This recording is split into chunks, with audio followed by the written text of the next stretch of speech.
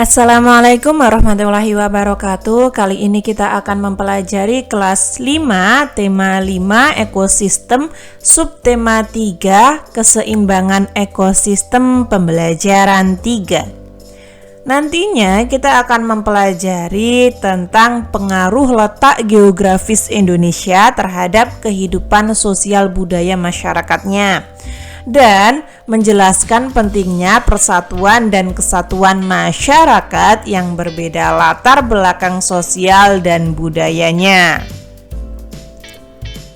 Coba kalian perhatikan, di sini ada gambar bertemakan gotong royong, bersatu. Yang pertama ini kerja bakti membersihkan sungai.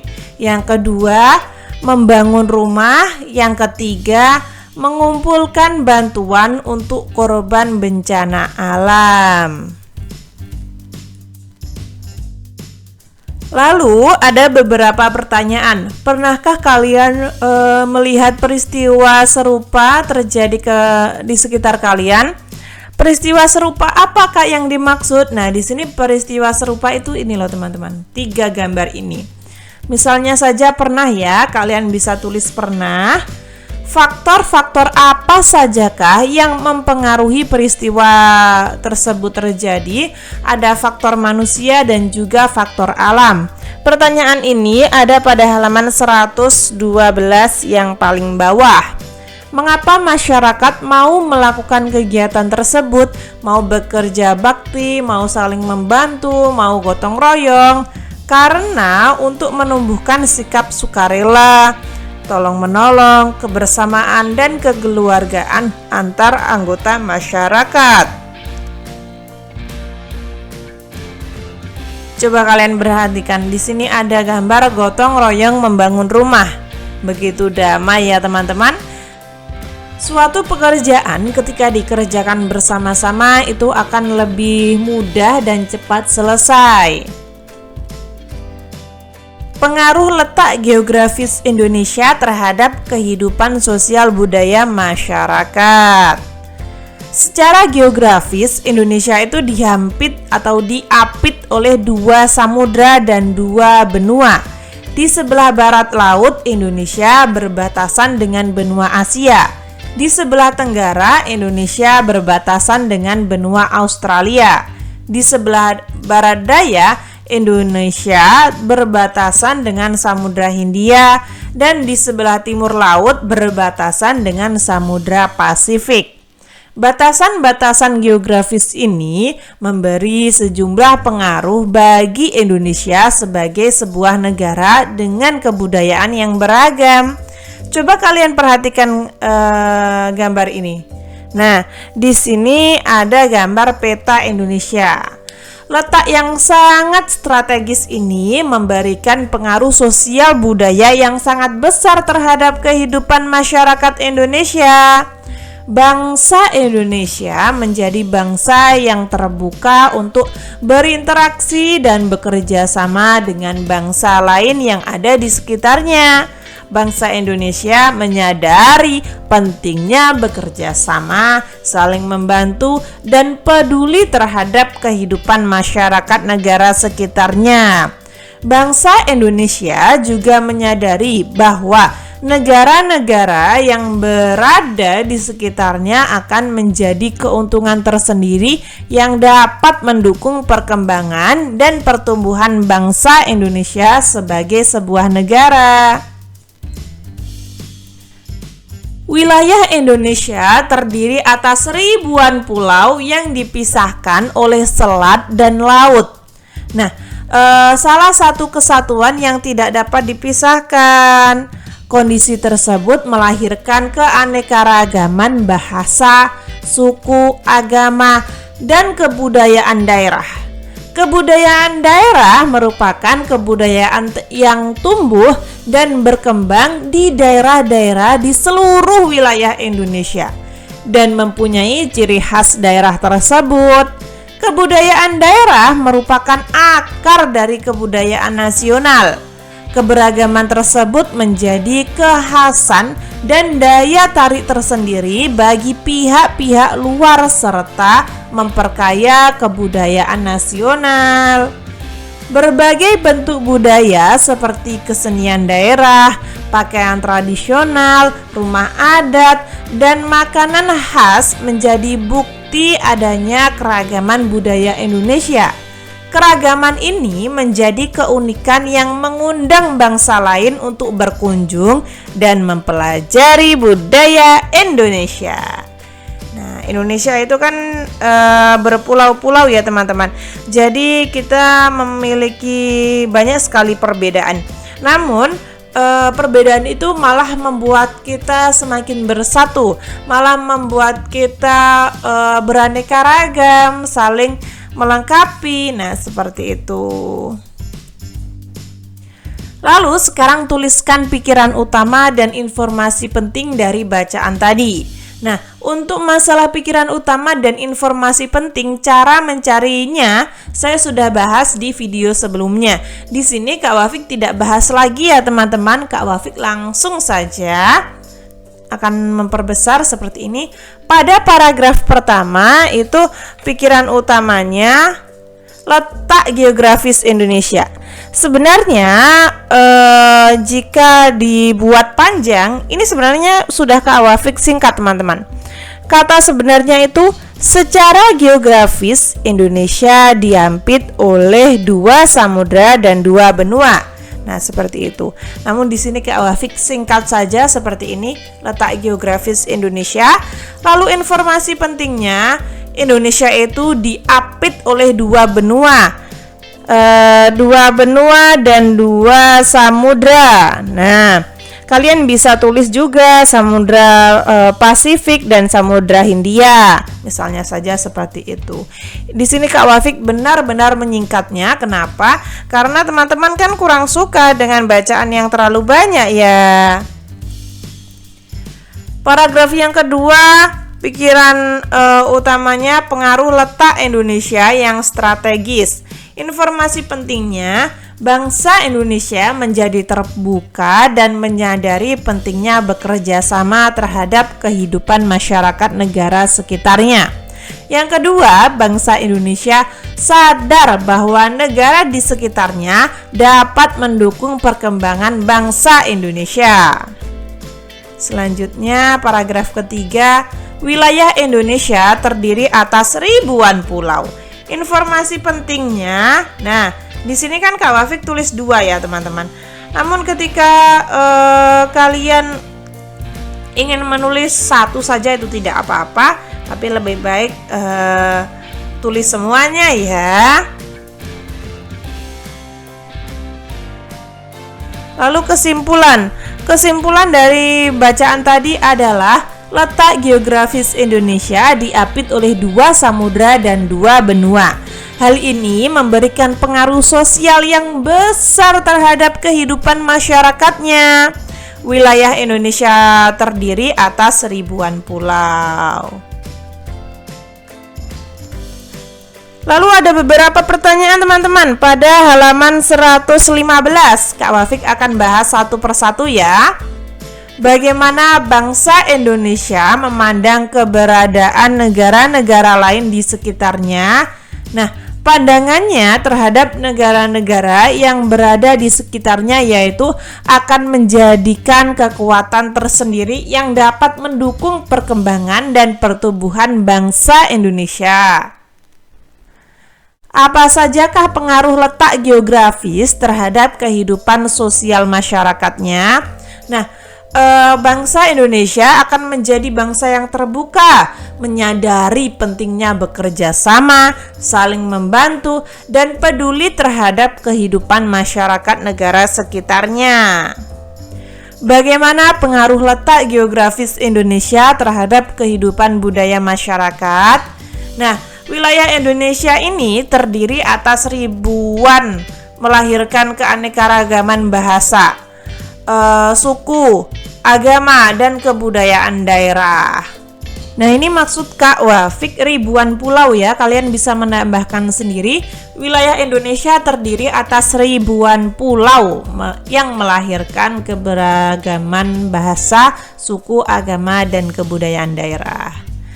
Apakah yang dimaksud dengan kebudayaan daerah? Kebudayaan yang tumbuh dan berkembang di daerah-daerah di seluruh wilayah Indonesia dan mempunyai ciri khas daerah tersebut. Tuliskan beberapa bentuk budaya daerah Indonesia. Ada pakaian adat, lalu makanan khas, kesenian daerah, dan lain sebagainya. Sedangkan untuk di daerah kalian masing-masing, sebutkan bentuk budaya. Misalnya kalian bisa sebutkan tarian. Kak Wafik kan tinggal di Jawa Timur ya. Jadi di Jawa Timur itu ada reok Ponorogo. Rumahnya rumah joglo. Makanan khasnya yaitu soto, pecel juga bisa, rawon juga bisa. Seperti itu. Ayo berlatih. Ini ada pada halaman 116. Di sini kalian mendapat tugas untuk membuat clipping. Nah, kalian bisa mencari gambar-gambar yang berhubungan dengan bentuk pengaruh letak geografis Indonesia terhadap sosial dan budaya. Jadi kalian silahkan mencari gambar-gambar di internet bisa, di majalah bisa, di koran bisa, atau di yang lainnya. Lalu kalian gunting, kalian taruh atau tempelkan di buku gambar kalian. Hias semenarik mungkin. Siti dan Lani datang berkunjung ke rumah Dayu. Ketika itu, Dayu sedang membantu ibunya membuat sesaji. Sesaji tersebut akan dipasang di beberapa sudut rumah Dayu. Sesaji yang dibuat Dayu dan ibunya terdiri atas beberapa jenis bunga. Sesaji tersebut diletakkan di dalam wadah yang terbuat dari janur. Ibu Dayu begitu terampil merangkai sesaji. Demikian juga Dayu. Rupanya Dayu sudah terbiasa membantu ibunya menyiapkan sesaji. Hai Dayu, kamu kelihatannya terampil sekali membuat sesaji itu, kata Lani. Dayu pun tersenyum. Ibu yang mengajariku. Setiap hari kami membuat sesaji. Mungkin karena aku sudah terbiasa, jadi terlihat terampil oleh kalian, jawab Dayu. Siti yang tadi tak henti melihat kegiatan membuat sesaji itu, akhirnya tidak tahan untuk bertanya kepada Dayu. Bolehkah aku tahu mengapa kamu membuat sesaji setiap hari, Dayu? Bagi kami, masyarakat beragama Hindu, pada saat memulai hari, kami berdoa dengan diiringi sesaji bunga. Sesaji ini diperuntukkan bagi para dewa, sebagai ucapan syukur dan memohon perlindungan, jawab Dayu bersungguh-sungguh. Tentu kalian juga punya cara tersendiri untuk mengucapkan syukur dan memohon perlindungan, bukan? Iya Dayu, kami mempunyai cara yang berbeda memang. Tetapi apa tujuannya sama? Oh maaf, tetapi ternyata tujuannya sama ya. Nah, jadi kita itu berbeda-beda teman-teman. Salah satunya adalah berbeda keyakinan atau berbeda agama. Nah, Indonesia itu memiliki 6 agama ya. Nah, 6 agama itu bukan menjadi suatu pemecah belah, namun sebagai keanekaragaman yang patut kita banggakan ya. Nah, kita harus saling toleransi terhadap agama lain, saling menghargai, dan lain sebagainya. Nah, di sini ada bacaan masyarakat Bali yang bersatu. banyak bangsa mempengaruhi kehidupan masyarakat Indonesia yang sangat beragam, tetapi dapat hidup berdampingan dengan damai. Banyaknya pulau mencerminkan juga banyaknya kehidupan sosial dan budaya yang ada. Setiap suku yang hidup di suatu daerah mempunyai kehidupan sosial dan budaya yang khas dan unik. Belum lagi banyaknya bahasa yang digunakan oleh masyarakat tersebut. Akan tetapi ternyata ada perbedaan. Nah, perbedaan itu justru menjadi kekuatan dan kekayaan bangsa Indonesia. Perbedaan tersebut justru mempererat masyarakat untuk tetap berada dalam naungan Negara Kesatuan Republik Indonesia. Sejarah telah menunjukkan betapa terbukanya masyarakat Indonesia terhadap masyarakat lain yang berbeda. Salah satu masyarakat yang terbuka adalah masyarakat Bali. Pada sekitar abad ke-16, Bali diperintah oleh Raja Dalem Waturenggong. Saat itu Raja bersama dengan rombongan mengadakan kunjungan ke Kerajaan Majapahit di Jawa Timur. Sekembalinya dari kunjungan tersebut, Raja diantar oleh sekitar 40 prajurit Kerajaan Majapahit yang beragama Islam hingga sampai kembali ke Pulau Bali. Ketika kepemimpinan Raja Dalem Waturenggong, semua prajurit yang beragama Islam tersebut diizinkan tinggal dan menetap di Bali yang penduduknya beragama Hindu. Sejak saat itulah terbentuk komunitas Islam di Bali maksud saya ya. Saya ulangi lagi, sejak saat itulah terbentuk komunitas Islam di Bali. Mereka pun mendirikan sebuah masjid yang dipercaya sebagai masjid pertama di Bali.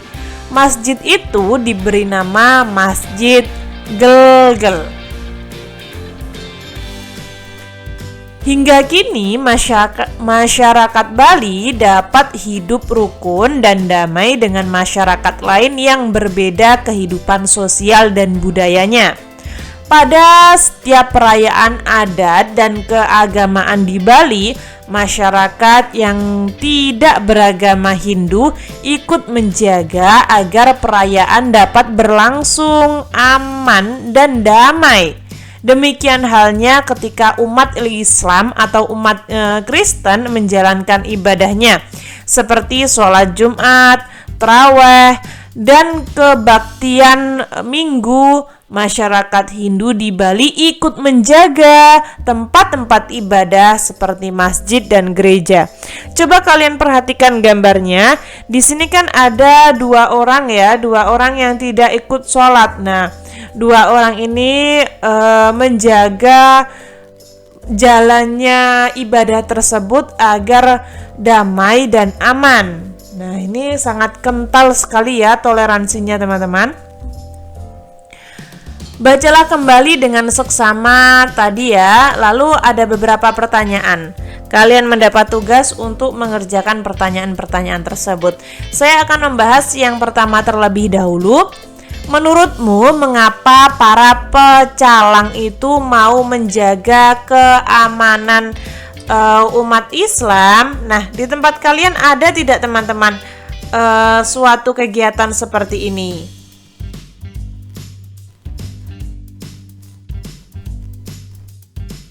Lalu kenapa sih pecalang itu mau menjaga? Karena pecalang memiliki kewajiban menjaga keamanan tanpa memandang agama seseorang. Apakah manfaat yang mereka dapatkan dengan membantu masyarakat muslim menjalankan itu ya, sepertinya salah ketik ya, menjalankan ibadah agamanya?